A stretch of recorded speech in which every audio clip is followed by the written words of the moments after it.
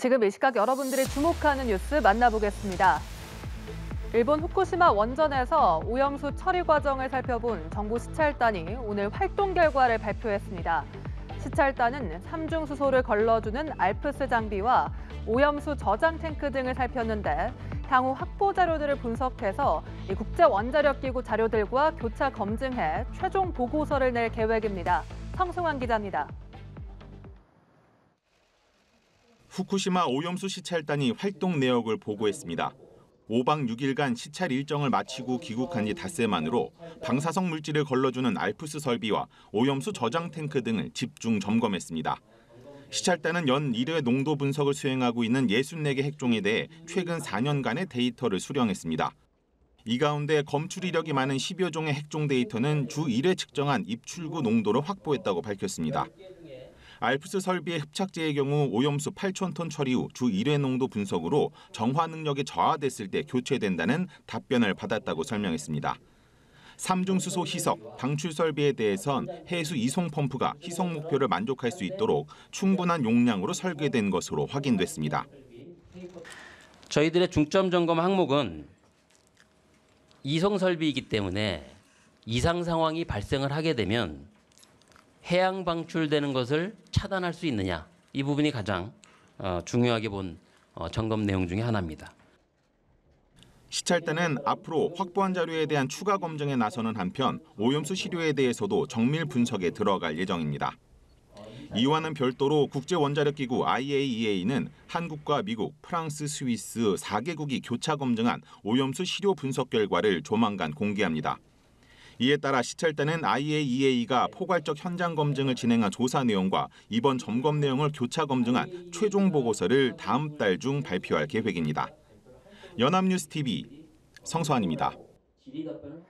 정부가 내일 코로나19 위기 단계를 심각에서 경계로 낮춥니다. 마스크 해제에 이어 코로나19에 걸려도 격리 의무가 없어지고 3년 4개월여 만에 일상으로 돌아가는 겁니다. 하지만 코로나19 확진자는 여전히 하루 최대 2만 명대가 나오고 있어 아직 안심할 수 없는데요. 개인 방역 수칙 준수도 여전히 필요해 보입니다. 홍서현 기자입니다. 코로나19 방역의 컨트롤타워 중앙재난안전대책본부가 마지막 회의를 열었습니다. 내일 0시를 기해 정부가 코로나19 위기경보 수준을 최고 단계인 심각에서 경계로 낮추며 해산하는 겁니다. 3년 4개월 만에 코로나19 팬데믹을 극복하고 대책본부 운영을 마무리하게 되었습니다. 국내 첫 코로나19 확진자가 나온 건 2020년 1월 20일입니다. 계속해서 환자가 늘어나며 감염 확산을 막기 위해 어린이부터 노인까지 모두 실내는 물론 야외에서도 마스크를 쓰고 소중한 사람과의 만남을 자제해야 했습니다. 이후 총 7차례의 대유행을 거치며 지금까지 3,170만여 명의 확진자가 나왔습니다. 치명률은 약 0.1%로 상대적으로 낮았지만 유행 이래로 34,784명이 우리 곁을 떠났습니다. 장기간 이어진 사회적 거리두기에 가게를 닫는 자영업자들이 속출했고 학교에 제대로 다니지 못해 학습 부진을 겪는 어린이 청소년도 늘었습니다. 그럼에도 의료진과 시민 모두의 노력으로 85%가 넘는 백신 접종률을 기록하며 차츰 유행이 잦아들었습니다. 마침내 이전의 일상으로 돌아갈 수 있게 됐지만 아직 안심할 순 없습니다. 코로나 바이러스가 완전히 사라진 것이 아니고 여전히 하루 최대 2만 명대의 감염자가 나오고 있기 때문입니다. 이에 따라 감염에 취약한 고위험군 보호를 위한 백신 접종은 계속되고 손 씻기 등 개인 방역 수칙 준수도 여전히 필요합니다.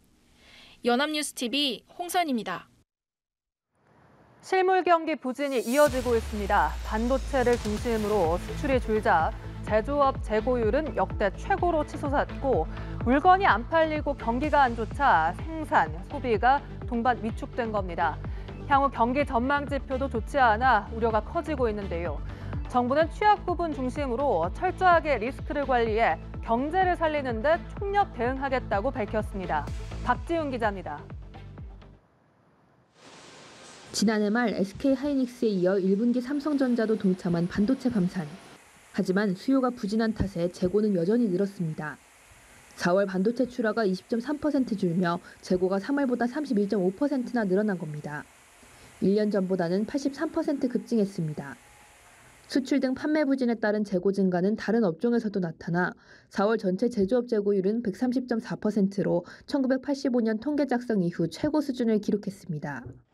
판매가 부진하니 산업 생산도 3월보다 1.4% 줄었고 반짝 올랐던 소비 지표도 2.3% 줄며 석 달 만에 감소세로 돌아섰습니다. 통신기기, 의복 같은 내구재, 준내구재는 물론 음식료품 같은 비내구재까지 모두 판매가 감소했습니다. 전산업 생산은 광공업, 서비스업이 감소하였고 특히 코로나 관련 지출액 등이 감소한 공공행정이 큰 폭 감소하여 전월 대비 1.4% 감소하였습니다. 설비 투자가 3월보다 0.9% 늘었지만 앞으로의 경기 전망은 여전히 불투명합니다. 현 경기 상황을 나타내는 동행지수 순환변동치는 0.2포인트 상승한 반면 향후 경기 예측 지표인 선행지수 순환변동치는 오히려 0.2포인트 떨어져 반년째 내림세가 이어진 겁니다. 정부는 취약 부문을 중심으로 철저한 리스크 관리를 통해 경제 활력 제고에 총력 대응하겠다고 밝혔습니다. 연합뉴스TV 박지훈입니다. 수출 대금을 빼돌리거나 자회사를 쪼개 세금을 내지 않고 돈을 국외로 빼돌린 이른바 역외 탈세자들이 국세청에 대거 적발됐습니다. 돈을 해외로 빼돌리고 세금은 내지 않는 52명의 세무조사를 착수한 건데요. 자녀에게 편법 증여하기 위해 유배당 역외 보험 상품을 활용한 사례도 있었습니다. 국세청은 고강도 세무조사를 통해 탈루 세금을 추진한다는 방침입니다. 김동욱 기자입니다. 수출업체 사주 A씨는 홍콩의 자녀 명의로 서류상 회사를 만든 뒤 실체도 없는 이 회사가 마치 사업을 수행한 것처럼 꾸몄습니다. 이렇게 빼돌린 돈으로 해외에 집을 27채나 사들였으면서 주택 취득 사실은 숨겨 임대 소득을 탈루하다 국세청에 적발됐습니다. 자녀에게 편법 증여하기 위해 강남 부자 보험으로 알려진 유배당 역외 보험 상품을 활용한 사례도 있었습니다.